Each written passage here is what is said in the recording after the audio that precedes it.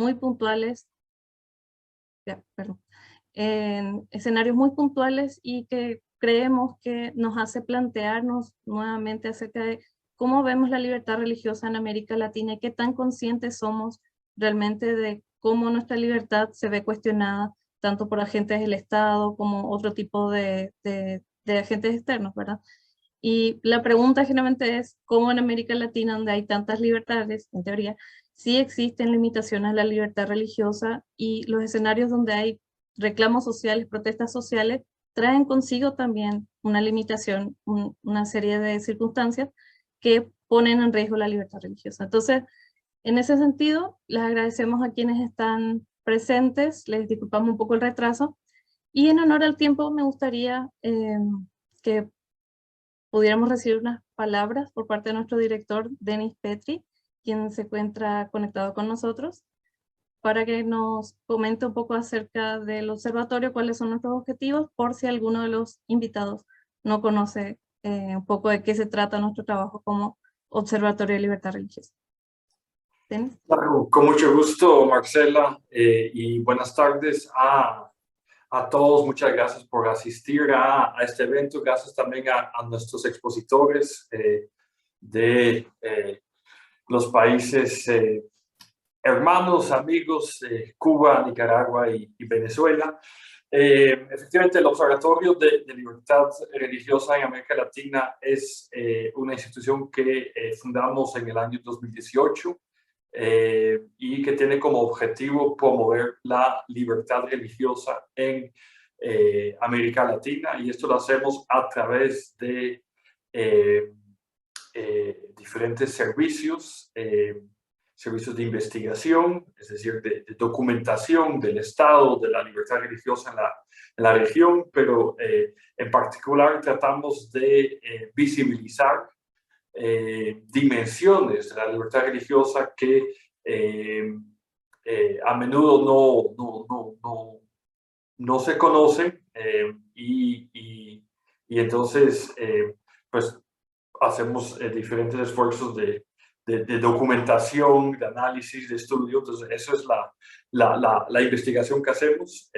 También en respuesta un poco a lo que decía Marcela al inicio, ¿no? Que la libertad religiosa no parece ser un problema muy grande en América Latina, pero realmente si nos detenemos a analizar el tema más de cerca, pues encontramos muchas cosas, y de algunos de esos elementos vamos a hablar el día de hoy. Entonces, hacemos investigación, hacemos entrenamiento también, capacitación sobre qué es libertad religiosa, cuándo la libertad religiosa está siendo vulnerada, qué se puede hacer para responder a violaciones a la libertad religiosa.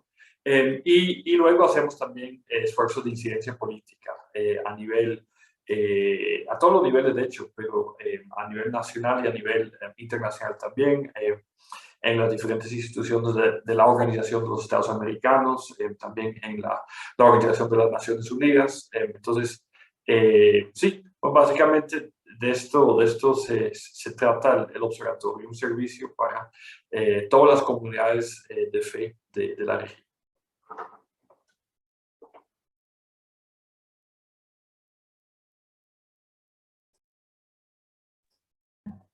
Perdón.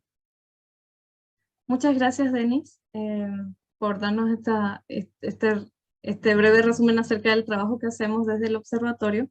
Me gustaría dar unas indicaciones antes de que empecemos a escuchar estos testimonios. Primero que nada, en la parte de abajo, ustedes pueden ver donde dice Q&A. Ustedes pueden plantear preguntas que tanto los panelistas como nosotros podemos ir contestándolas ahí, o en el momento en el que abramos un espacio de preguntas a viva voz, encontrarán donde ven una manito, ahí la pueden levantar en el espacio de preguntas si es que esto alcanza. O sea, reconocemos que de repente en estos testimonios hay mucha riqueza acerca de lo que queremos realmente transmitir y conocer. Entonces, vamos viendo. Si quieren hacer preguntas puntuales a un panelista, se meten en la parte de preguntas y respuestas y ahí vamos a estar interactuando. Muy bien, entonces nuestro primer panelista, que nos gustaría que nos contara un poco la realidad en Cuba, es Joe Suárez. Él es periodista. Espérame, lo voy a Bueno, él es periodista, nos ha colaborado bastante con algunos artículos, también materiales que nos han proporcionado un acercamiento acerca de lo que está pasando en su país, pero nos gustaría que en primera persona él nos pueda contar cuál ha sido su impresión, cómo ha sido estos últimos años en lo relativo a la libertad religiosa, un poco en estos escenarios de reclamo y protesta social. Micrófono es tuyo. Gracias. Bueno, hola Marcela, muchas gracias por la invitación a Olire.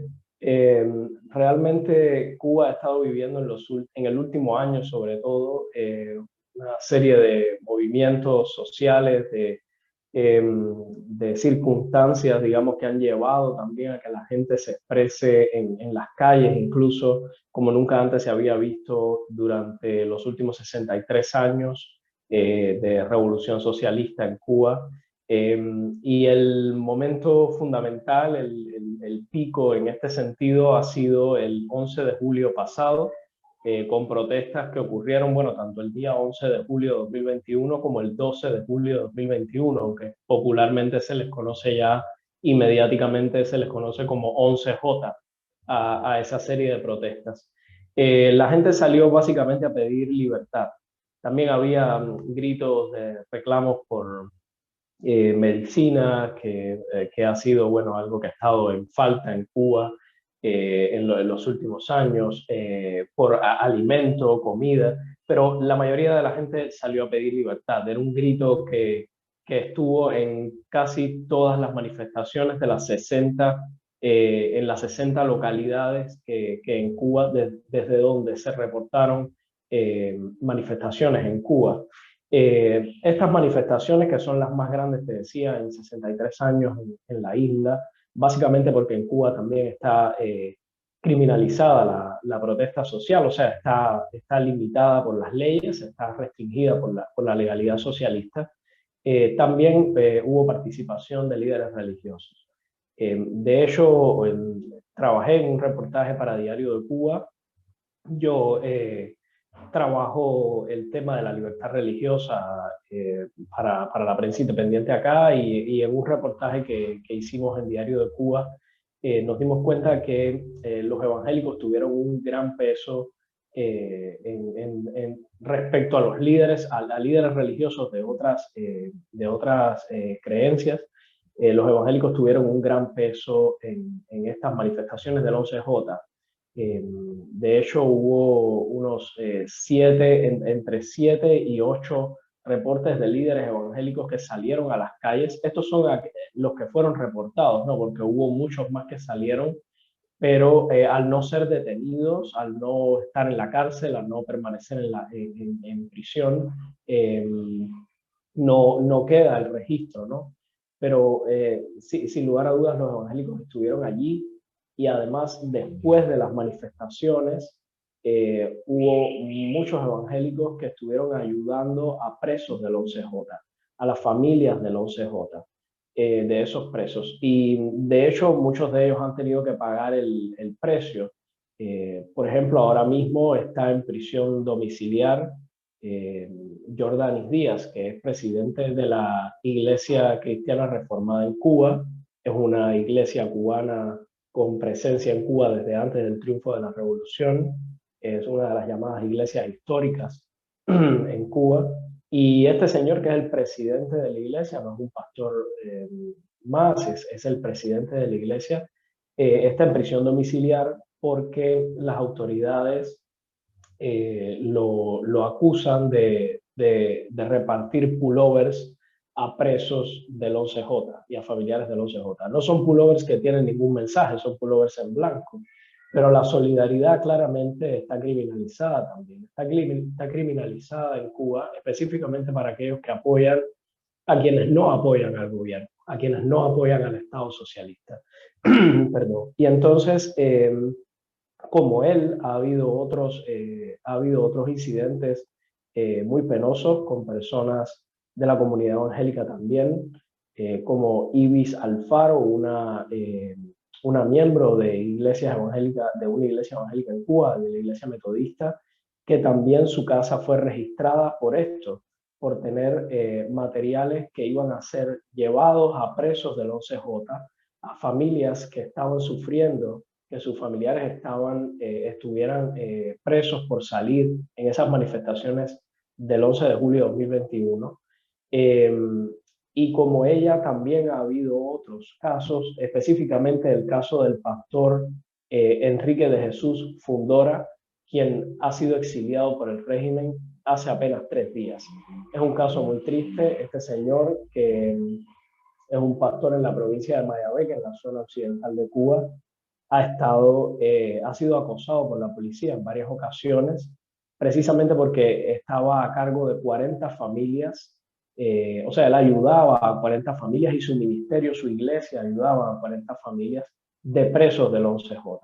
Entonces, te imaginarás que empujar a un líder social como él al exilio pone también en vulnerabilidad, aumenta la vulnerabilidad de estas familias, porque claramente el Estado no se solidariza con ellas. El Estado castiga más bien a estas familias con el hecho de encarcelar a sus hijos, con el hecho de eliminar la posibilidad de que vayan a visitarlos, o la posibilidad de que denuncien a través de los mecanismos estatales violaciones a los derechos humanos en la cárcel de estas personas. Entonces, la solidaridad, como te decía, también el Estado la penaliza, ¿no? Específicamente para aquellos que no son bien vistos por el Estado, para aquellos que están siendo, de hecho, que están denunciando lo malo que hace el Estado, se están pronunciando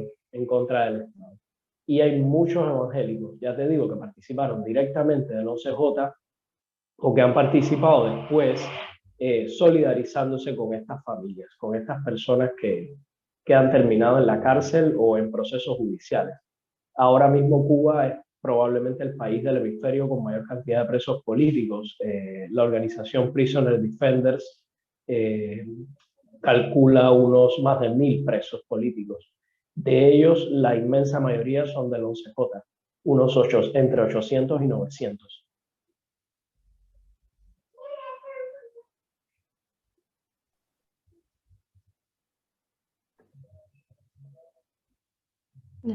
Muchas gracias, Joel.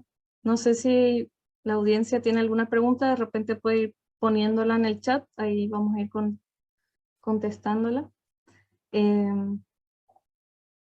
A ver, un segundo. Ahí va.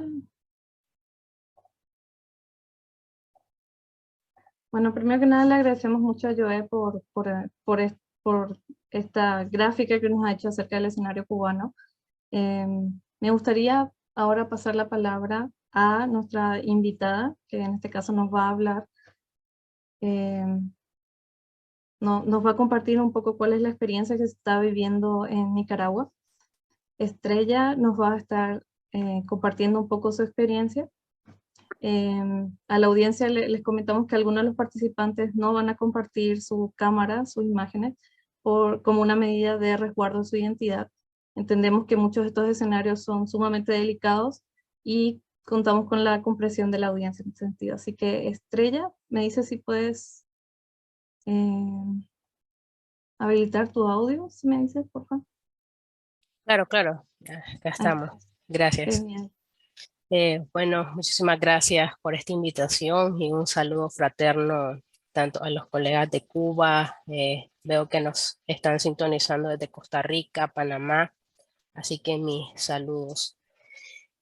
Bueno, hablar del caso de Nicaragua siempre me da como un nudito en la garganta, porque antes de abril de 2018, si bien existían ciertos índices, ciertos incidentes, pero no eran similar a todo lo que ocurrió en 2018. Y me vienen a colación a mi mente aquellas frases, ¿no? Del pueblo unido jamás serán vencidos. Eran estudiantes, no eran delincuentes.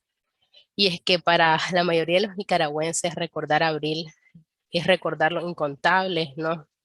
Frases, las incontables marchas en los diferentes rincones.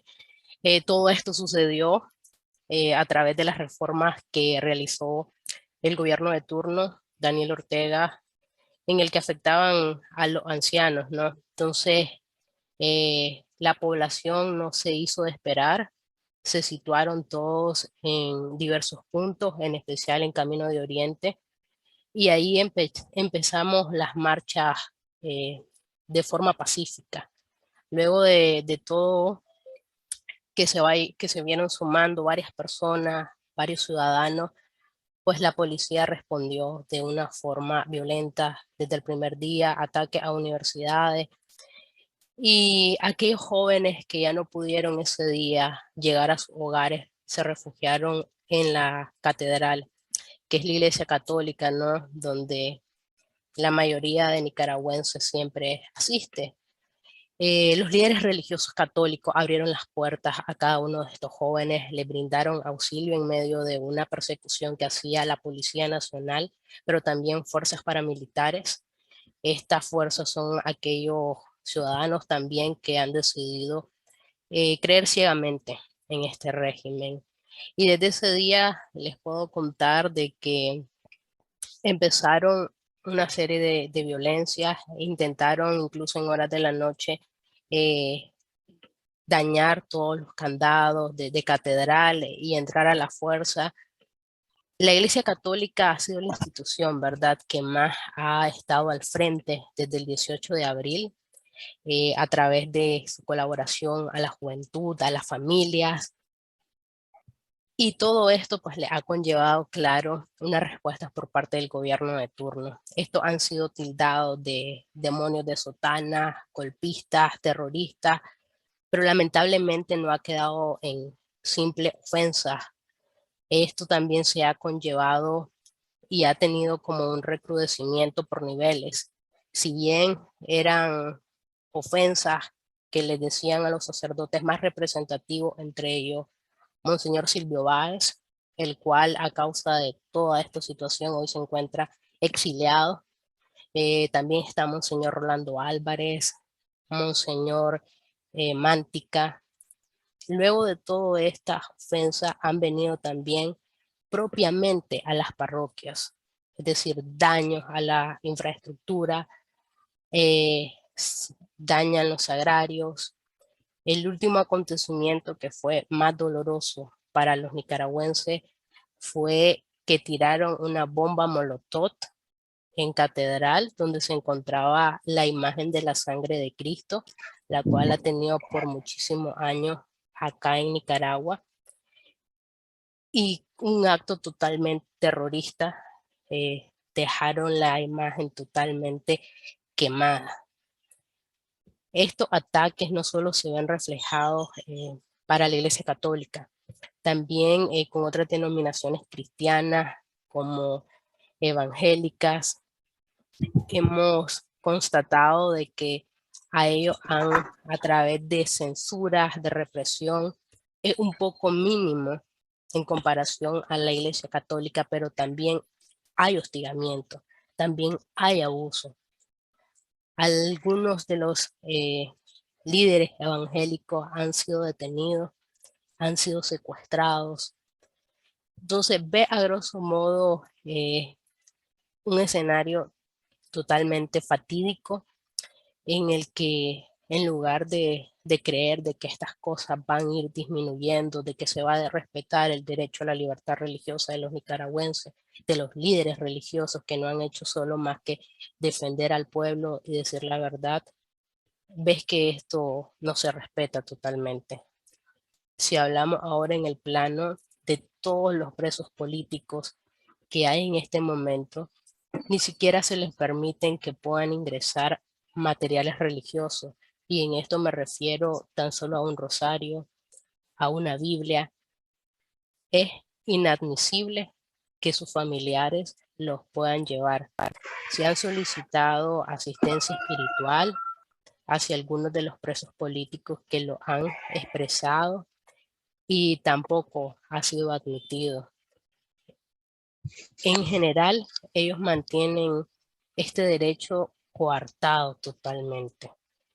En su momento, en junio de 2018, también se dieron detenciones a sacerdotes. Uno de ellos fue el padre Domingo, que hoy descansa en la paz del Señor.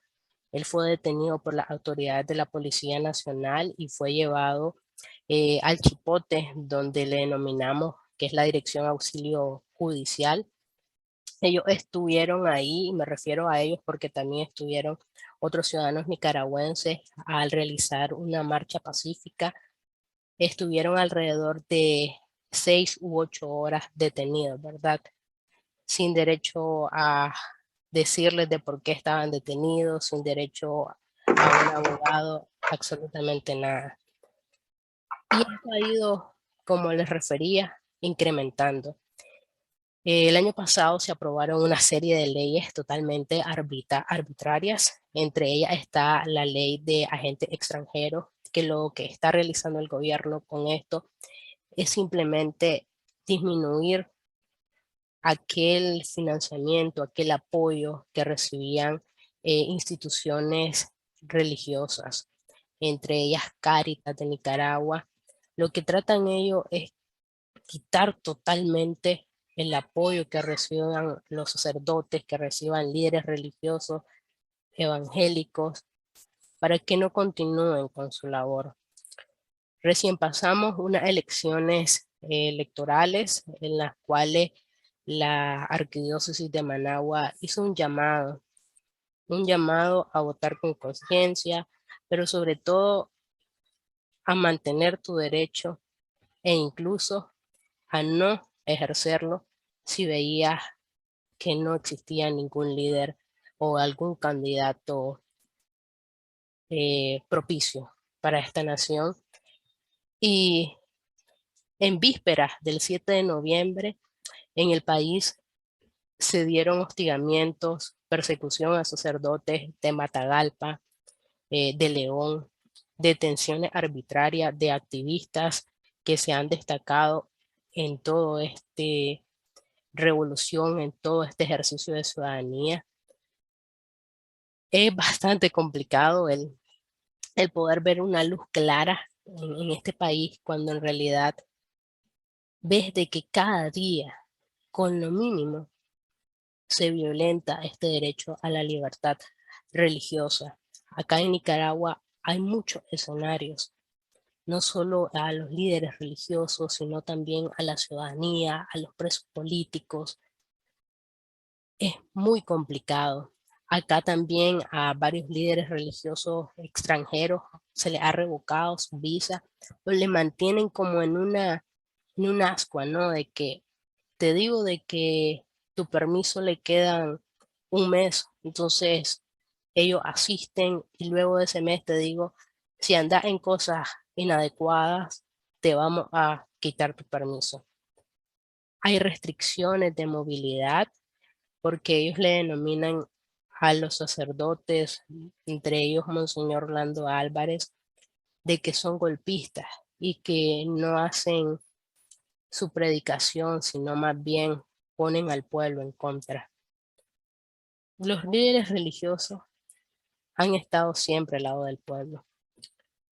Y por estar al lado del pueblo, hoy el gobierno los persigue, el gobierno los acosa, el gobierno les hostiga. Así que este escenario nicaragüense hoy se hace eco también a través de escuchar a Joe, que también en Cuba está sucediendo un poco lo que vivimos.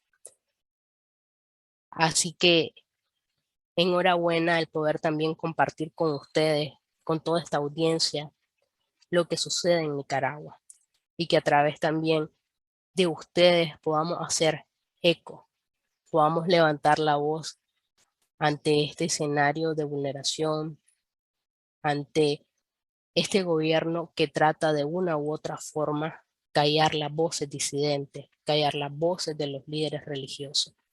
Así que yo nuevamente les agradezco por este espacio y agradezco también que eleven la voz por Nicaragua. Muchas Gracias. gracias, Estrella, por compartirnos estos detalles que lo que se ha estado experimentando dentro de Nicaragua. Como solemos decir, escucharlo en primera persona es muy diferente a de repente leer lo que dicen las noticias, los informes.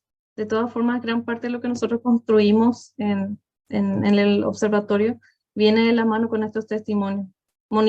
Nosotros tenemos un monitoreo de noticias al cual ustedes pueden tener acceso entrando a olire.org, pero mucho de lo que nos nutrimos, además de las noticias que encontramos tanto a nivel de las redes sociales como los medios digitales, también son estos testimonios. Así que estamos muy agradecidos, Estrella, porque hayas tomado el valor de compartir con nosotros en este espacio. Ahora me gustaría invitar a hablar a nuestro invitado de Venezuela. Él se identifica como soñador. Él nos va a contar un poco acerca de cuál es el escenario, cómo se vive este contexto de la libertad religiosa en Venezuela. Saludos, Señor, buenas tardes para todos ustedes. Gracias, Olire, por permitirme en este tiempo ser la voz de los que no tienen voz, porque todo lo que ocurre a nivel de Venezuela en el acoso y persecución religiosa no se publicita, ya que el régimen tiene control de todos los medios de comunicación en su mayoría, y lo poco que sale por las redes sociales no trasciende, no logra tener impacto porque la gente tiene mucho miedo. Esto comenzó desde 1998, cuando el fallecido Hugo Rafael Chávez Frías juró, como él lo dijo, ante la moribunda Constitución de 1961, traer un cambio y una reforma, y comenzó con la Constituyente, donde obtuvo la mayoría. Desde la primera Constitución que se dictó en Venezuela, el libertador Simón Bolívar tuvo como base y el fundamento la libertad religiosa. Precisamente esa libertad religiosa en Venezuela tiene rango constitucional y viene siendo vulnerado ese derecho, esa libertad, consistentemente, consecuentemente, y el modelo de Cuba, como lo decía yo, como decía Estrella en Nicaragua, pues es idéntico a lo que ocurre en Venezuela, porque los regímenes totalitarios, los estados totalitarios quieren tener el control absoluto de la población y permitir que la población pueda hacer lo que ellos consideren que deben hacer. Se reprime todo tipo de pensamiento, todo tipo de libertad, y se vulnera el derecho inalienable que tenemos los seres humanos de expresar nuestra fe, nuestra creencia. En Venezuela se viene sufriendo agravios y ataques, no solamente los católicos, los evangélicos, la comunidad judía también fue muy atacada desde Chávez. Todos sabemos que él tenía un espíritu antisemita. La sinagoga que está ubicada en Mari Pérez fue violentada, entraron, hicieron algo que para los judíos es muy, muy vergonzoso y despreciable, como fue evacuarse en algunas oficinas de esta sinagoga. Y sistemáticamente y muy sutilmente se ha venido agrediendo, se ha venido socavando la libertad religiosa en Venezuela, pero de una manera que no es tan grotesca como en otros países quizás. El régimen de Nicolás Maduro, valiéndose de los colectivos, ha amedrentado, ha agredido iglesias de diferentes credos, al igual que contaba Estrella en Nicaragua. Han quemado imágenes, han agredido a los sacerdotes, han agredido a los pastores. Cuerpos de funcionarios de los cuerpos policiales han entrado en pleno culto y respetando la realización del culto, sin ninguna orden judicial ni nada, parar la actividad, amenazar a los presentes, intimidar a los pastores, intimidar a los sacerdotes. Y muy recientemente, hace como 1 año y medio, 2 años, se creó la vicepresidencia de asuntos religiosos del PSUV, que no tiene nada que ver en cuanto a que la parte religiosa en Venezuela la dirige la Dirección de Culto del Ministerio del Poder Popular para Justicia y Culto. Aparece esta dirección o esta vicepresidencia, perdón, dirigida por el señor Bielma Mora, y comienzan a crear un paralelo entre las instituciones que representan al pueblo evangélico y a la conferencia episcopal, pero más hacia el pueblo evangélico, como son el Consejo Evangélico de Venezuela, Unicristiana de Venezuela y también las Asambleas de Dios, y crean un instrumento y una agrupación de pastores afectos al régimen. De hecho, declaran el Día del Pastor, el 15 de enero, que era el día señalado para celebrar el Día del Maestro, y a partir de esas fechas, pues están dándole carné de la patria a algunos pastores para que puedan devengar o obtener algunos beneficios económicos que el régimen le permite a las personas que tienen ese carné. Entendemos que mucha gente tiene mucha carencia, mucha necesidad, pero lo que nosotros deploramos es el uso y la manipulación política que el régimen hace al crear este tipo de instituciones que son afectas al Estado totalmente y vulneran la representación de las instituciones que mencioné anteriormente. En Venezuela no se nos está permitido recibir donativos de medicina para ayudar. Todos sabemos que la fe nos conmueve y nos mueve a ayudar al pueblo, al prójimo, a nuestros hermanos, a los ciudadanos que se ven afectados. Yo mismo estuve presente en muchas de las protestas multitudinarias que se hacían en Venezuela, cosa que fue silenciada totalmente con una cantidad de jóvenes que murieron en el 2017, y todos los que levantamos la voz en esos momentos, pues hemos tenido que sufrir las consecuencias de nuestro atrevimiento. Hay una persecución sistemática del lado de los pastores. En el 2021, funcionarios adscritos a la Policía Nacional se presentaron en la casa del pastor Adalberto Brito. Él pertenece a la Iglesia Cordero de Dios de Venezuela en Filas de Mariche, y lo amenazaron y lo intimidaron para obligarlo a llevarlo a la casa del pastor Joel en la misma zona de Mariche. Lo estaban buscando, tenían una fotografía sin ninguna orden judicial, simplemente porque estos pastores portan un credencial de una institución académica que acredita a ciertos pastores en Venezuela como ministros de culto. Esta institución se llama CETUM. Ellos están registrados en la Dirección de Culto del Ministerio del Poder Popular para la Justicia, y estos funcionarios le dijeron a los pastores que esos credenciales no podían, eran ilegales, no tenían ningún valor, porque no podían llevar el nombre del Ministerio del Poder Popular para y Justicia. Estos pastores fueron imputados por el Ministerio Público por supuestamente usar o usurpar una identificación. Damos gracias a Dios que el juez de la causa no encontró ningún tipo de delito en estos pastores por portar estos credenciales, y los liberaron inmediatamente. Pero no pasó así con el pastor Jorman, su esposa y su hijo, que tienen 6 meses presos. Ellos son pastores, pero además son activistas sociales que hacen actividades sociales en la calle para llevar comida, ayudar a la gente que está vulnerable, que tiene mucha necesidad. Están recluidos la esposa en una cárcel en Los Teques, que es la capital del estado Miranda, el INOF, y el pastor y su hijo están en una cárcel que se llama El Rodeo.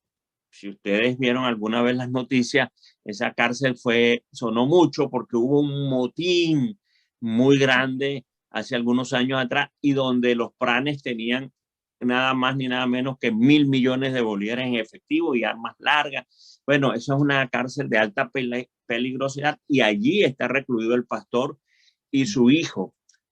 no, en 6 meses todavía no le han hecho la audiencia de presentación. Están allí sin saber cuándo el juez de la causa los imputará o les dará la libertad plena. De tal manera que eso viene creando cierto temor, angustia en los pastores. Tenemos el caso de un pastor en la ciudad de Mérida que estuvo más de 6 meses preso también por hacer jornadas donde repartía medicamentos que se le donaban. De tal manera que la violación de los derechos humanos, de la libertad religiosa en Venezuela, viene siendo vulnerada sistemáticamente, y por eso agradecemos esta oportunidad para darlo a conocer y seguimos luchando, seguimos en pie de lucha por lograr lo más sagrado que tiene el ser humano, que es la libertad de conciencia y la libertad de expresar su fe a viva voz. Muchas gracias por la oportunidad.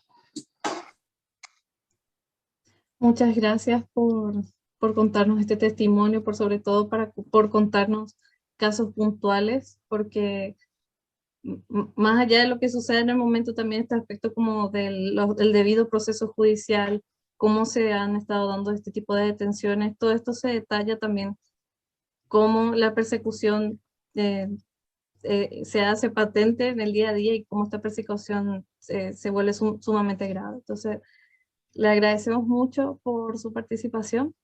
Ahora vamos a hacer como una segunda vuelta de representantes porque tuvimos unos problemas técnicos. El segundo panelista que va a hablar acerca de la realidad de Cuba es el señor Tamayo.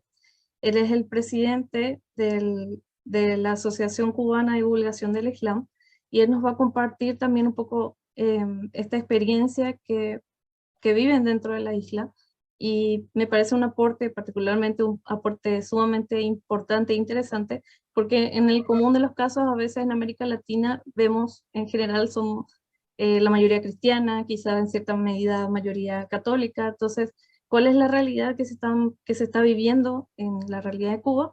También desde la perspectiva de otras comunidades religiosas. Entonces, señor Tamayo, estamos muy agradecidos por su presencia. ¿Me escuchan? Sí. Sí, buenas tardes. ¿Me escuchan ahí? Sí, buenas tardes. ¿Cómo están? Sí, agradecido por la invitación. Me parece que acciones como estas son necesarias para la región, principalmente para nuestros países que viven en dictadura y donde son violados constantemente los derechos humanos. Yo soy, como bien tú decías, presidente de la Asociación Cubana para la Divulgación del Islam. Es una organización que se creó en el 2012 para difundir el Islam, como dicen, pero también para proteger un poco a la comunidad, informar a los hermanos sobre cuáles son nuestros derechos y qué podemos hacer dentro de Cuba a pesar de la dictadura. Y yo soy presidente desde 2018 y anteriormente estuve un tiempo también en el cargo de presidente, y cuando no estoy de presidente estoy trabajando también directo con la comunidad, y esto siempre trae problemas frontales con la dictadura, ¿no? Nosotros tenemos el caso de un imán. Un imán es como el pastor, ¿no? Un imán que tenemos en la provincia de Holguín, en Oriente, que él en algún momento estuvo al frente del grupo, y la seguridad del Estado entró a su casa. Él tiene una parte de su casa que es el templo para las reuniones, para los rezos, para los estudios, y la seguridad del Estado entró en su casa y lo agredieron, le fracturaron un brazo, lo detuvieron, estuvo desaparecido alrededor de 72 horas. Y esto se ha repetido en estos últimos 10 años constantemente. Cuando, por ejemplo, cuando nosotros queremos hacer algo, como traer libros de otros lugares o traer medicina, o empezamos a repartir medicinas o empezamos a repartir libros entre los hermanos, siempre la seguridad del Estado viene a amenazarnos de que podemos ir presos porque estamos siendo mercenarios, ¿no? Como ellos utilizan ese término, como que nosotros estamos trabajando a favor de la potencia norteamericana, ¿no? A favor de los Estados Unidos, para quitarlos a ellos del poder. Todo el tema en Cuba está basado en eso, en el poder, en que ellos están ahí y no quieren que más nadie esté, no quieren compartir eso, se niegan a darle los derechos a los cubanos, y todo grupo de cubanos que se reúna en torno a algo es un enemigo para ellos, ¿no? Así pasa con la religión, con la fe. Eso lo vemos desde el primer momento en que ellos cogieron el poder. Lo hicieron con los católicos, que en aquel momento eran mayoría, tenían institución, eran fuertes, ¿no? Y después lo hicieron con los evangélicos. Pero hay otras minorías, como pasa en el caso de nosotros, los musulmanes, o también conozco de comunidades de cuáqueros que también tuvieron que, las personas que conocí tuvieron que salir de Cuba. Hay también comunidades judías. Hay un caso de una familia judía en Camagüey, que todo el tiempo están siendo presionados, amenazados. Tenemos un hermano que un musulmán de Matanza, del municipio de Hawái, que está preso en este momento. Todas estas cosas siempre son con cargos fabricados, ¿no? Ellos inventan las causas, empiezan con amenaza, y si las personas no se detienen, no dejan de predicar o no dejan de reunirse, ellos pasan a otro nivel. Asimismo, hay varios pastores que están presos.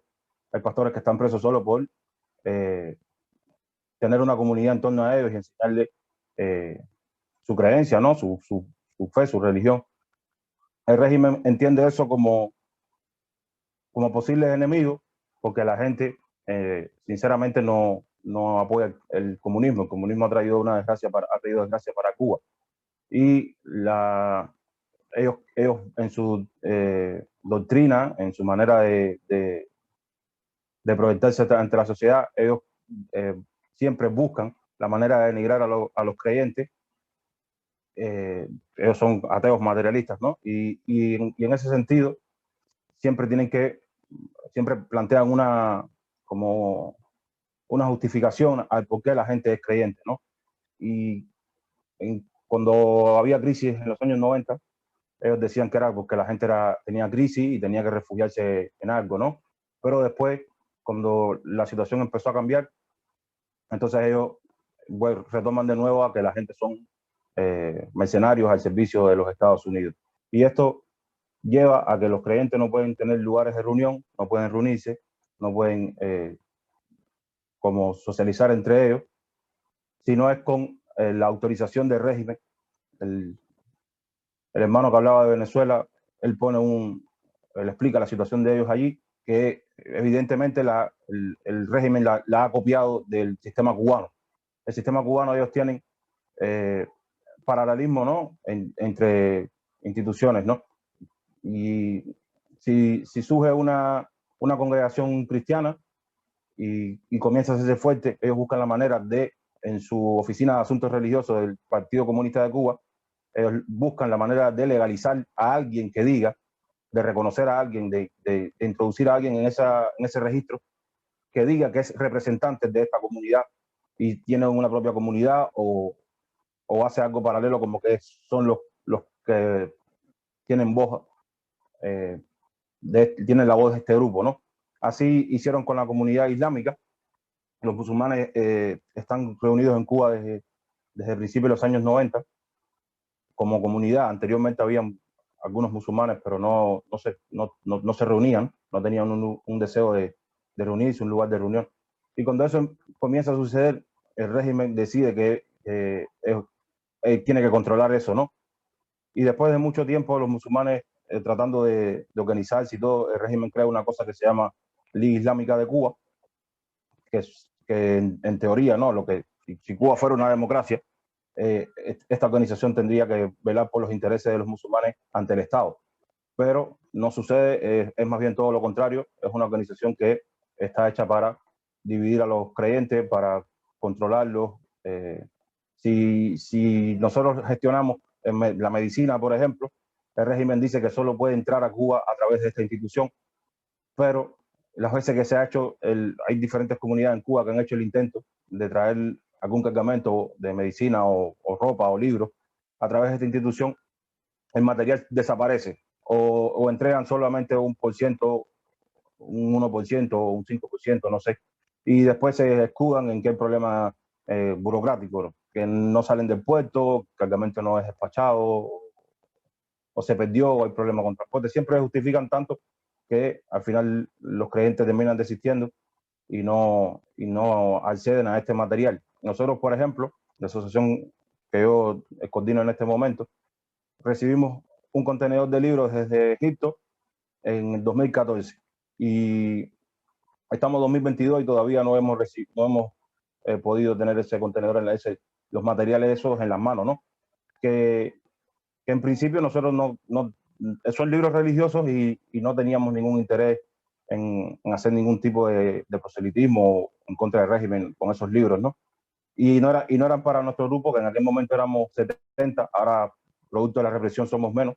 En aquel momento éramos 78 por ahí y ahora somos menos por producto de la represión, pero nosotros teníamos intenciones de compartir esos libros con el resto de los musulmanes cubanos en todo el país y hasta el día de hoy no hemos podido acceder a ese material. Aquí sucede algo con nosotros. Si ocurre algún problema en Europa o en Estados Unidos que involucre a algún musulmán, por ejemplo, lo que pasó con la revista de sátira Charlie Hebdo, la seguridad del Estado viene a amenazarnos que si nosotros hacemos algo de salir a la calle, aunque sea a protestar, pararnos frente a la embajada de Francia o cualquier cosa, vamos a ir presos todos y vamos a ser acusados de terroristas. De hecho, el régimen, a mí personalmente, me acusa de ser miembro del Estado Islámico y algunos miembros de mi comunidad los han señalado de eso, de que nosotros somos un grupo extremista o con tendencia a la violencia, al terrorismo, ¿no? Y, por ejemplo, en mi caso, o en el caso del imán de Holguín, que ellos le fracturaron un brazo, nosotros no tenemos preparación militar, no pasamos servicio militar, nos negamos a pasar servicio militar, porque ahora somos musulmanes, pero antes, cuando no éramos creyentes, también estábamos en contra del sistema, ¿no? Y nos negamos a pasar servicio militar, y algunos de nuestros hermanos ahora se niegan también a pasar servicio militar, y todo esto crea un problema con el régimen, porque es como el ejemplo que ellos no quieren para otros cubanos, ¿no? Ellos quieren, como explicaban los panelistas anteriores, ellos quieren tener todo controlado como régimen totalitario que son. La comunidad musulmana cubana no puede recibir maestros o predicadores o sabios de otros países que vengan a enseñar o a dar conferencias y no les dan visa religiosa, tienen que entrar con visa de turismo. La visa de turismo es solo por 30 días y tienen que estar reportando todo el tiempo dónde están quedándose. No, si visitan a alguna comunidad, algún grupo, son secuestrados estos extranjeros, estos visitantes, y son interrogados. El último caso que tuvimos, un estudiante de la Universidad de Medina, en Arabia Saudita, él es francés, él es graduado de la universidad, él vino de su viaje de turismo y nadie quiso recibirlo, todo el mundo tiene miedo de encontrarse con él por lo que puede pasar con el régimen, pero nosotros decidimos que lo vamos a recibir y nos vamos a encontrar con él y desde que lo encontramos hasta que lo soltamos tuvimos vigilancia todo el tiempo, pues estuvo casi un mes de visita aquí y el segundo día de su llegada a Cuba él fue secuestrado y estuvo hasta pasadas las 8 de la noche, lo secuestraron al mediodía y pasadas las 8 de la noche estuvo en interrogatorio y todo el tiempo estuvieron preguntando si él traía dinero para nosotros o si traía algún contacto con alguna institución de otro país o qué quería hacer él con nosotros, ¿no? Y eso pasa siempre con todos los que nos visitan y es además de triste, ¿no? Es como aterrador, ¿no? Todo el tiempo estás con la preocupación de que te puede pasar algo, de que estás en horario de rezo y pueden venir y no dejarte rezar o congregarte. Nosotros, como no tenemos derecho a tener templos, no podemos construir una mezquita, un templo. Tenemos que reunirnos en las casas de los hermanos, en las oraciones que son obligatorias. Y el régimen no nos da ese permiso. Aquí ellos hacen una cosa que la Oficina de Asuntos Religiosos da un permiso de casa culto, le dicen, ¿no? Casa culto. Ese permiso a nosotros no nos lo dan. No hay todavía un hermano que tenga ese permiso. Otra cosa que nos sucede es que si vienen visitantes en delegaciones gubernamentales o por su propia cuenta, contratar un paquete turístico o algo, y preguntan si en Cuba hay comunidades musulmanes, los guías de turistas tienen que decir que no hay. Nosotros sabemos esto porque tenemos amigos que trabajan como guías de turismo y nos lo dicen todo el tiempo. Llegó una delegación de Qatar y no pude comunicarme con ustedes porque tengo prohibido comunicarme con ustedes. Y los visitantes preguntaron todo el tiempo que quiero encontrar con musulmanes. A pesar de esto, ellos tienen un lugar que ellos construyeron en La Habana Vieja, que dicen que es una mezquita, que es un templo, y si se les sale de control esto, o necesariamente tienen que llevar a alguien, porque venga un presidente o un ministro de otro país, de un país de mayoría islámica, a África, no sé, y tengan que llevarlo a algún lugar, entonces lo llevan a este lugar, que es un lugar que ellos, los comunistas, lo abren y lo cierran cuando quieren. Ahí no se puede hablar abiertamente de la religión. Lo utilizan para hacer campañas políticas a favor del régimen todo el tiempo. Y por ejemplo, en el caso de los musulmanes, otros creyentes también, tenemos como limitación a no meternos en temas de política, en los temas que no nos incumben directamente, porque hay gente que tiene que dedicarse a la política, no nosotros. Pero ellos manejan esto todo el tiempo así para dar una apariencia de que en Cuba se está respetando los derechos de los musulmanes, pero en la realidad es que no es así, ¿no? No tenemos, nuestros hijos no pueden detener el horario de clase para rezar o no pueden dejar de usar pañoleta, por ejemplo, que los uniformes tienen una pañoleta en el cuello que hay que usarla obligada, o cantar el himno nacional. Tampoco nuestros hijos no tienen por qué hacer eso, y los comunistas todo el tiempo están obligando con eso, amenazando de que van a quitar a los niños. Tenemos algunas familias que están mal, que quieren salir de Cuba por esta situación, porque sus hijos están pasando mucho trabajo. Hay una familia también en Oquín que a la hija la querían llevar a una escuela especial y la habían diagnosticado con autismo incluso, y después de mucha pelea, un médico dijo que no había autismo y tuvieron que cambiar a la niña de escuela. Y ese problema, ¿no? Una profesora la acosaba todo el tiempo y después la directora de la escuela también. Y eso ha pasado con muchas familias y sigue pasando, al punto de que hay familias que quieren ya irse de Cuba, que no pueden continuar viviendo aquí porque no lo soportan. Y como decía al principio, esta realidad no es solo de los musulmanes. En mi caso, yo como artista o como periodista, también soy como un poco más conocido en redes, ¿no? En redes sociales. Y esto ayuda un poco a mi comunidad, pero hay otras comunidades, como este grupo de judíos que está en Camagüey, que son menos conocidos. Si un periodista no va a su cuenta de Facebook a interesarse por qué está pasando con su vida, pues no nos enteramos de que ellos están también pasando por estos problemas, sus hijos están pasando problemas en las escuelas, no tienen trabajo, el régimen no les da trabajo como no nos da trabajo a nosotros o a otras comunidades, a otros grupos de creyentes. Y esto es, así como te lo cuento, es poco para lo que estamos viviendo aquí, ¿no? Es como, si hay que vivirlo para saber exactamente qué nos está pasando a nosotros, que nos afecta directamente con un derecho que es tanto constitucional en la constitución que tienen ellos para regir el país, como un derecho humano en la Carta de las Naciones Unidas, que es el derecho a la libertad religiosa. Yo quiero agradecer por la invitación y que tengan un buen día y bendiciones para todos. Y gracias. Muchas gracias a ti, Abu, por compartir con nosotros esto. Como dices, hay que vivirlo para poder contarlo.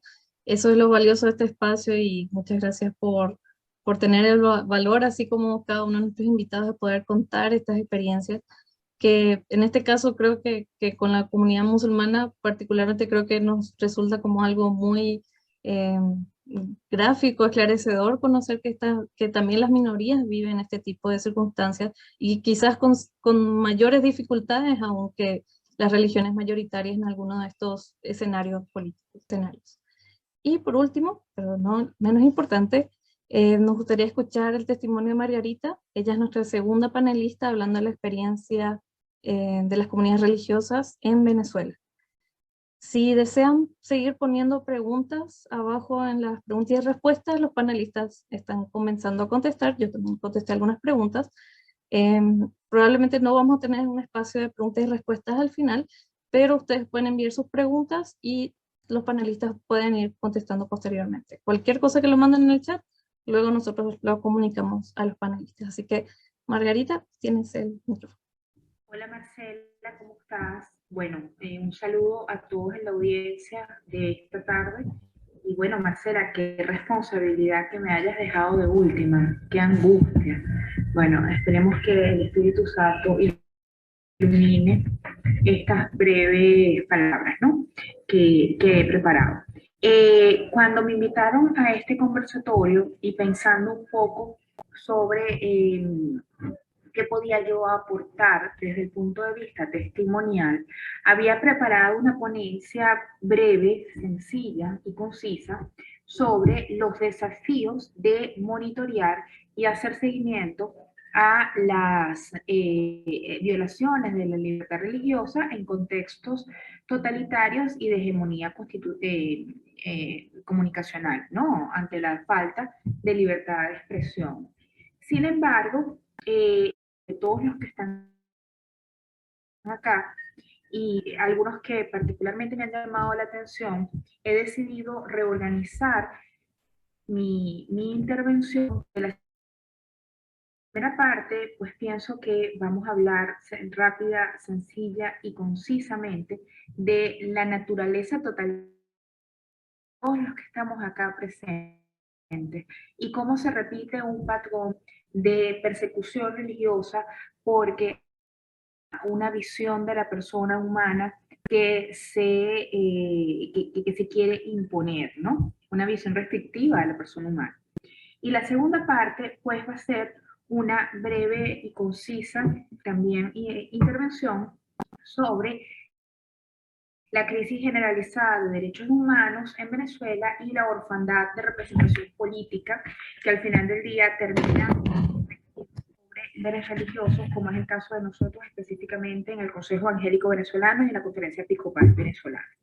Entonces, comienzo diciendo que me ha impresionado muchísimo cómo todo lo que hemos venido estudiando en Venezuela sobre las características y sobre la esencia de los regímenes totalitarios, forma de dominación de todos los aspectos de la persona humana, de todas las personas humanas, se repiten en el testimonio de Joe, de Estrella, de Soñador, del Pastor y por supuesto de Abu Tamaño, que también los felicito por la comunidad islámica. Hablamos de totalitarismo, hablamos de un proyecto de redención de la persona, donde el líder totalitario ha entrado en una especie de esquizofrenia en el que piensa que tiene que combatir la libertad. La libertad quiere combatir específicamente la trascendente y la orientación trascendental y espiritual de la persona. Por supuesto, el delirio esquizofrénico se concreta en distintas formas de control institucional y de poderes públicos. Sin embargo, ¿por qué creo que es importante hablarlo en este sentido? Porque tendemos a pensar que la libertad religiosa no está siendo atacada en nuestros países porque no vemos una especie de, no se nos viene a la cabeza una especie de ataques o de representación o de campos de concentración o exterminio como los alemanes o de gulags soviéticos. Sin embargo, la libertad religiosa es la primera libertad cercenada por los regímenes totalitarios como la forma más expresa del poder, porque los regímenes totalitarios tienen una visión del hombre, de la persona, bastante particular, donde se cercenan las libertades y especialmente la trascendencia. En ese sentido, y llevar al momento a nuestro país, y además viendo que compartimos, por ejemplo, una cantidad de métodos de dominación social y política y personal, como por ejemplo la burocracia para el registro de organizaciones religiosas. Compartimos también, por ejemplo, la invisibilidad ante los medios de comunicación por el control hegemónico de la comunicación para poder mostrar nuestras necesidades y nuestros ataques. por supuesto, también vivimos una crisis de desapego y de credibilidad hacia nuestros pastores, nuestros obispos y nuestros líderes religiosos por la narrativa que hay en la opinión pública, donde se maneja a los distintos líderes opositores, porque por supuesto la religión, por ser estrictamente en el caso de todas las religiones, por estar estrictamente orientadas a la libertad humana y protegerla, están en contraposición de cualquier régimen totalitario, con lo cual nosotros, los que pertenecemos a una iglesia, estamos metidos en la categoría de enemigos internos de los totalitarismos. Eso es que la persecución que nos hacen no solamente es personal, no solamente en los casos terribles que contaron, por ejemplo, de los presos políticos, que se repite la misma historia en Venezuela de la misma manera, sino además que nos persiguen en la narrativa. Recuerdo específicamente que Estrella nos hablaba que le decían a los curas golpistas y que eran Satán en batas blancas. Pues aquí pasamos lo mismo en los primeros años de Chávez, porque Chávez efectivamente tenía un proyecto totalitario. Luego, aquí hay un tema que a nosotros como venezolanos nos avergüenza muchísimo, y es que el origen de este proyecto totalitario, que ha sido extensivo a Latinoamérica, específicamente a Nicaragua, Bolivia, Perú, Ecuador, por supuesto encuentra sus orígenes en la Revolución Cubana. Por supuesto, Chávez se enmarca en la Revolución Cubana, pero luego Chávez logra algo que hace que todas nuestras constituciones y organismos públicos en la región cedan ante el tema de las libertades, y es incluir una forma de hacer y de describir leyes, que es el llamado neoconstitucionalismo, que es una forma de constitucionalismo, o de una forma es una doctrina constitucional italiana que encuentra su primera constitución fáctica en Venezuela en el año 99 y pone el proyecto político, o lo que se pudiera llamar como populismo, demagogia, por encima de los principios republicanos. Luego de esta constitución, en el año 99, se acudió a la revisión de las constituciones de Nicaragua, Bolivia, etc. Con esa nueva constitución es que empiezan la hiperregularización de las actividades personales, de las actividades individuales, que es la otra característica del totalitarismo, y donde se abre la puerta, por supuesto, para el control de la libertad de expresión. Otra cosa que me llama muchísimo la atención de lo que hemos hablado acá, el uso electoral que se le da desde el punto de vista del gobierno o del ente regulador, como se quiera llamar, o del Estado, a el odio y el mensaje en contra de los distintos credos, ¿no? Luego de esta pequeña intervención que me pareció muy importante para sintetizar cómo estamos unidos en una misma tragedia de perversión del poder, y cómo la libertad religiosa es la primera libertad atacada, porque los totalitarismos, pues la verdad es que niegan de cierta manera la trascendencia y la espiritualidad de la persona.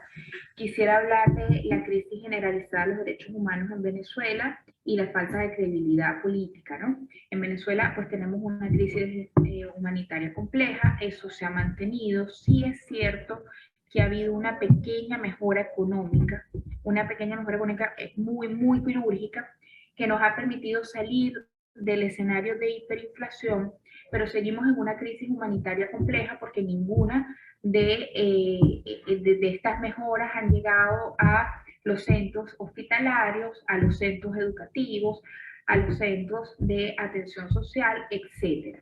En ese sentido, la libertad religiosa se ha visto terriblemente afectada, porque las distintas iglesias, específicamente las que puedo hablar en este momento, que son las católicas y las evangélicas, desde la Conferencia Episcopal y desde el Consejo Evangélico Venezolano, han intentado sustituir con ayudas y con y con distintas formas de caridad la crisis del gobierno venezolano. Y en ese sentido hemos visto una pequeñísima, pero importante, cambio y actitudes del gobierno de Maduro hacia la Iglesia Católica y Evangélica, porque les ha permitido esta sustitución o esta adaptación que hicieron para ayudar a las comunidades les ha dado un pequeño aire al gobierno venezolano. En ese sentido, hemos tenido ataques a los líderes de libertad religiosa muy puntuales. También coincide en que en los últimos 2 o 3 años no ha habido manifestaciones de calle. Pero sí, en nuestro caso en Venezuela, la Iglesia Católica y la Iglesia Evangélica ha sustituido algunos aspectos de la crisis humanitaria compleja. Ahora bien, en esta dinámica de que distintas organizaciones sustituyan la crisis humanitaria compleja y sustituyan el deber del Estado, hemos tenido un terrible traspiés y una desgracia con el escándalo de malversación de fondos desde distintas ONGs, porque en Venezuela también está penada la cooperación internacional, pero se había logrado pasar a través de distintas maneras, ¿no? Entonces, por ejemplo, el último informe de USAID sobre la cooperación que se destinó a Venezuela habla de que solamente el 2% de los fondos fueron implementados, de tal manera que el 98% de USAID, de la cooperación de USAID, que es estrictamente para asuntos humanitarios, no fue implementado y no se sabe dónde está. Eso recae en la responsabilidad de las ONG, pero también en la responsabilidad del gobierno interino, que es este gobierno paralelo con instituciones con ciertas instituciones políticas que había sido o que se constituye la última popular legítima que se hizo en Venezuela y que está en cabeza de Juan Guaidó. Este tema de los escándalos de corrupción en el interinato y con las ONGs, y óigase bien, ni la Iglesia Católica ni los evangélicos han estado incluidos en estos escándalos. Eso es muy importante. Por eso siguen manteniendo credibilidad. Estos escándalos de las ONG y estos escándalos de las partidos políticos de oposición al país a una crisis de credibilidad política. Y también ha llevado al país a una forma de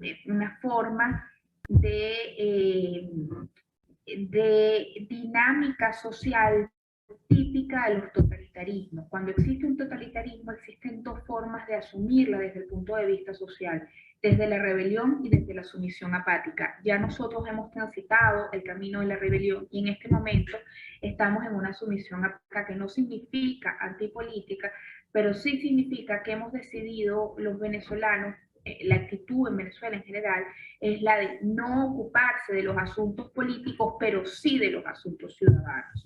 Entonces estamos en una sumisión apática.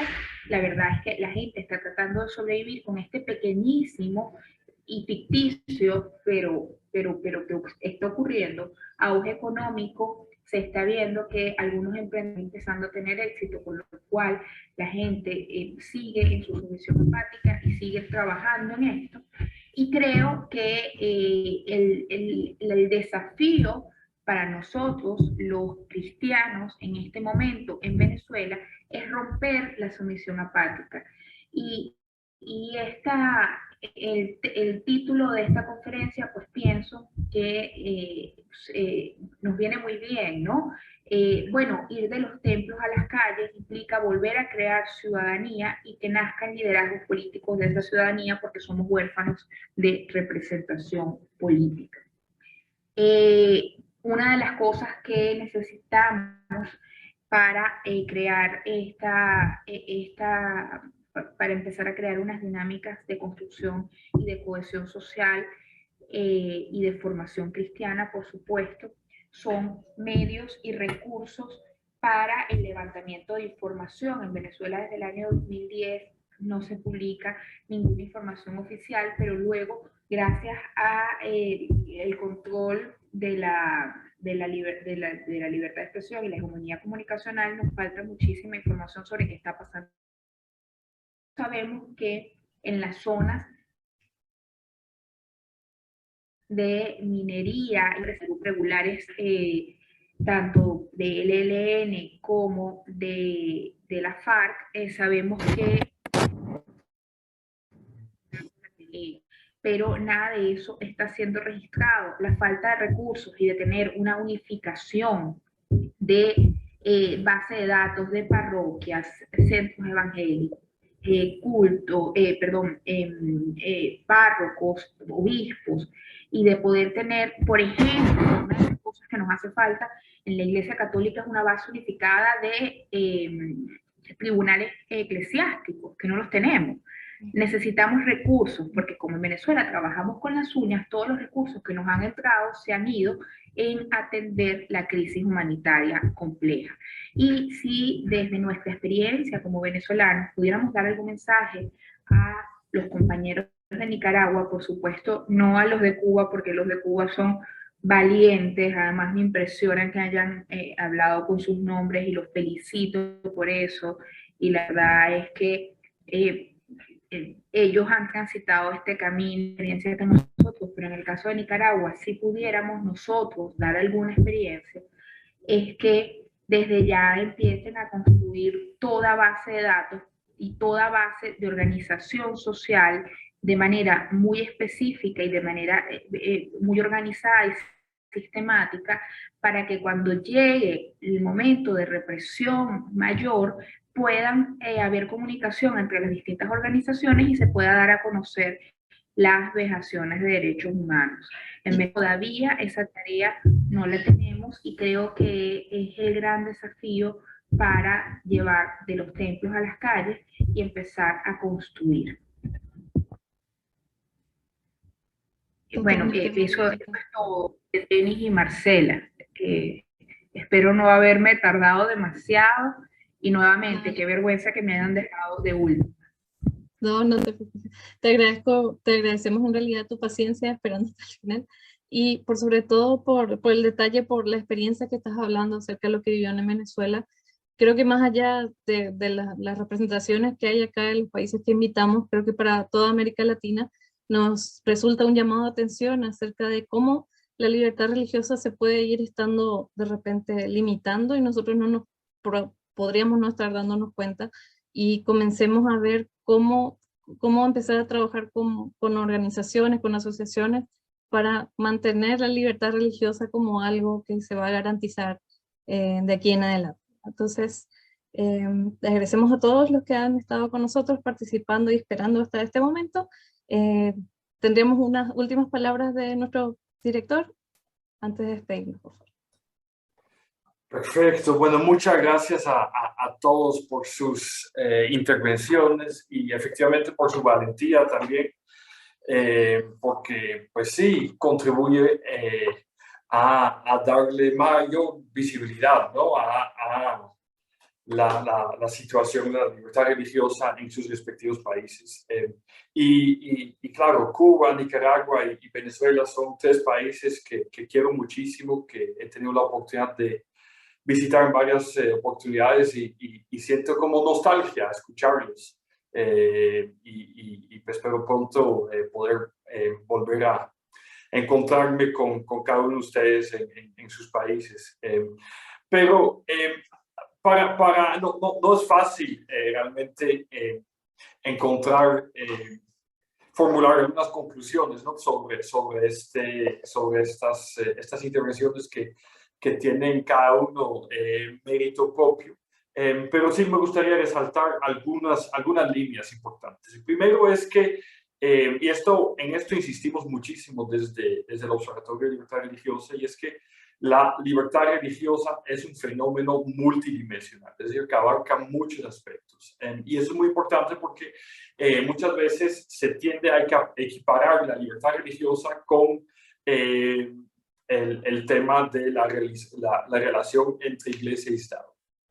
Y esto ya es el primer problema porque ya no hay solamente una iglesia, hay varias iglesias, inclusive hay otros cultos que no son iglesias. Entonces, el análisis no debe limitarse a esta relación.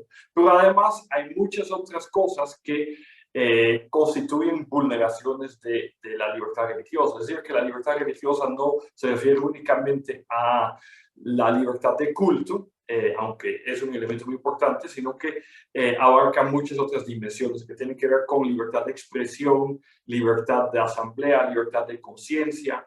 De hecho, que la libertad religiosa se encuentra en la intersección entre diferentes derechos humanos, y en ese sentido también vi que había una pregunta sobre esto. Es una dimensión esencial de la calidad de la democracia, y la democracia también es mucho más que solamente elecciones y partidos políticos. La democracia es el ejercicio de los derechos democráticos, que incluye también los derechos religiosos. Entonces esto es muy importante.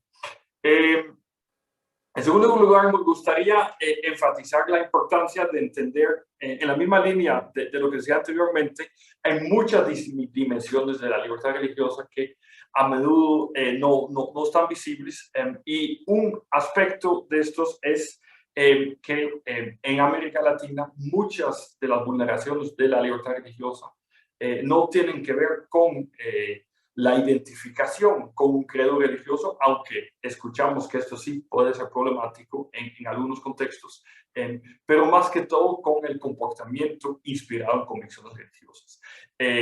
Y aquí, con comportamiento religioso me refiero a asistencia a cultos, pero también intervención en trabajo humanitario, actividades sociales, el salir a las calles para denunciar injusticias, como también sucede en los 3 países que analizamos hoy.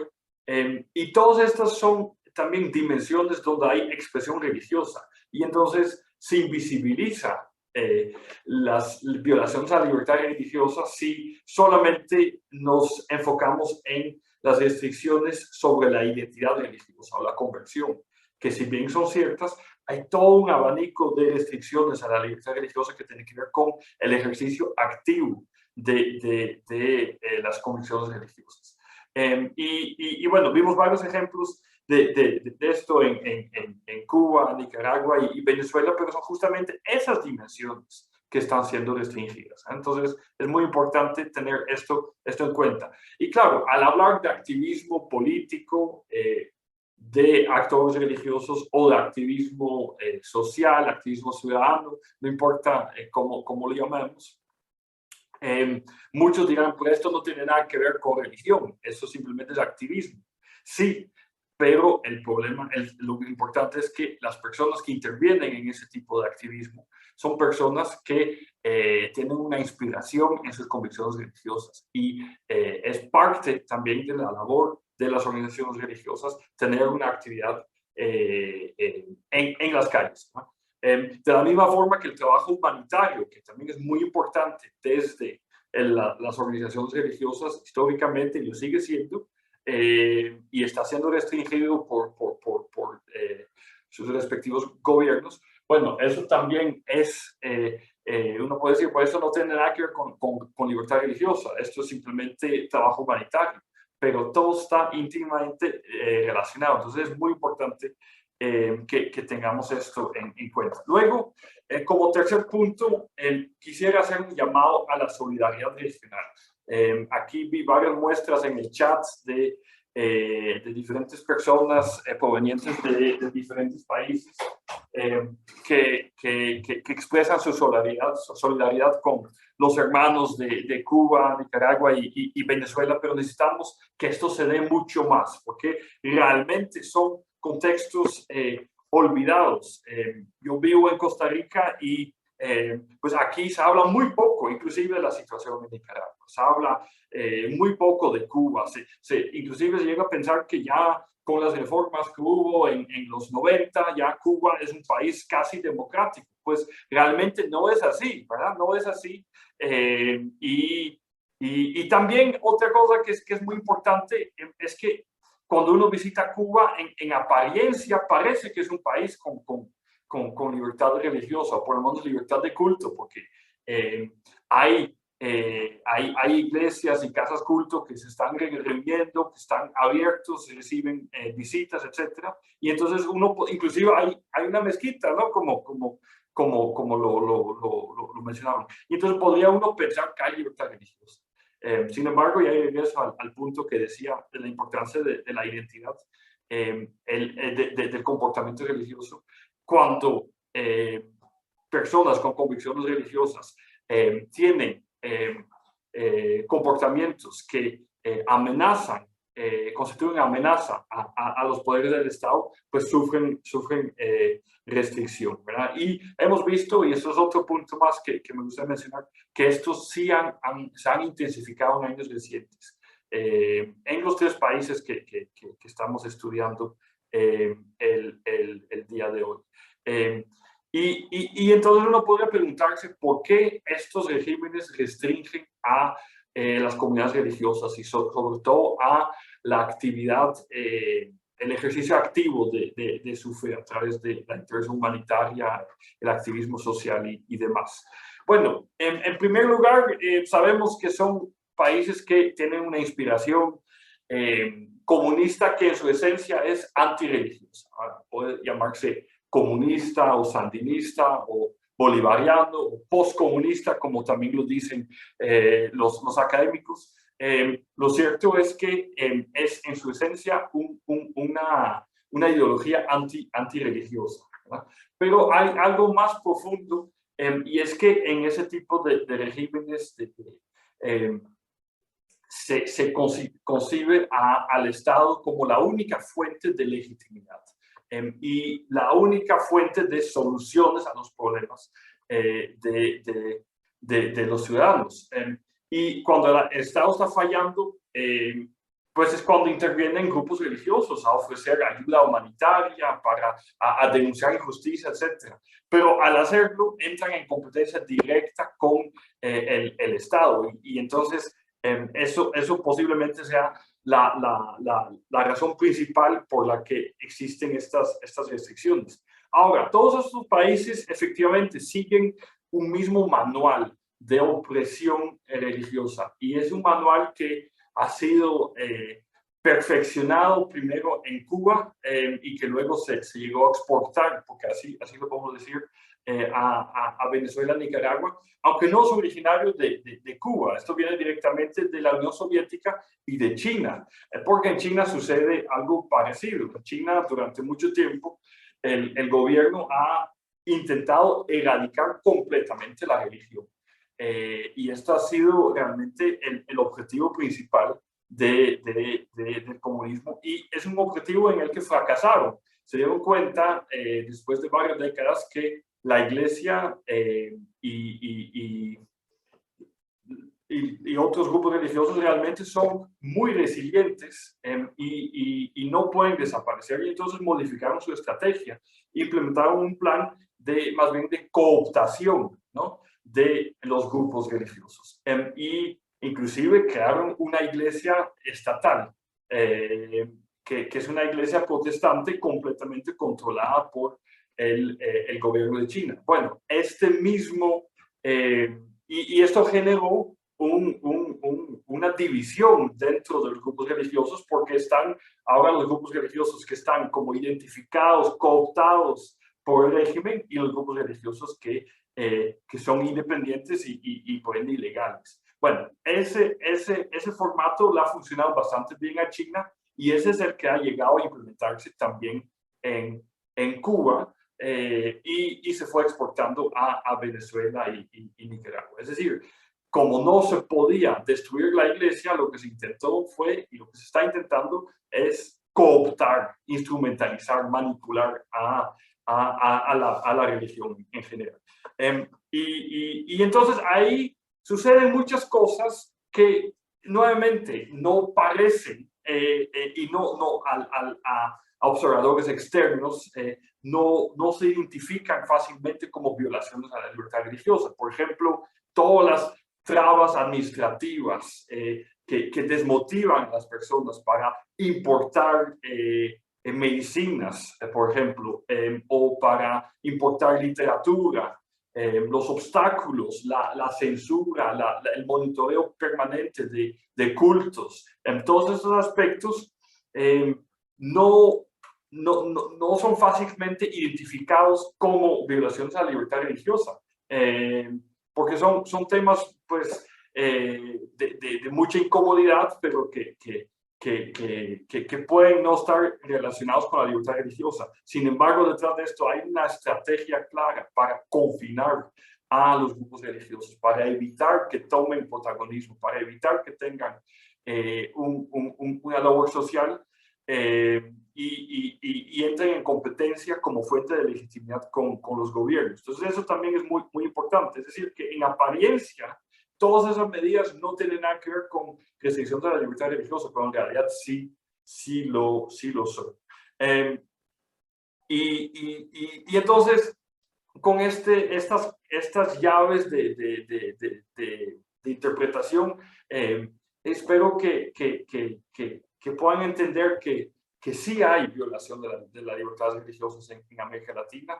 De hecho, y no hemos hablado de esto hoy, hay muchas otras dinámicas de violaciones de la libertad religiosa que no tienen que ver con estos escenarios totalitarios y postcomunistas. Pero en el que estamos haciendo énfasis sí es muy importante porque justamente se está difundiendo.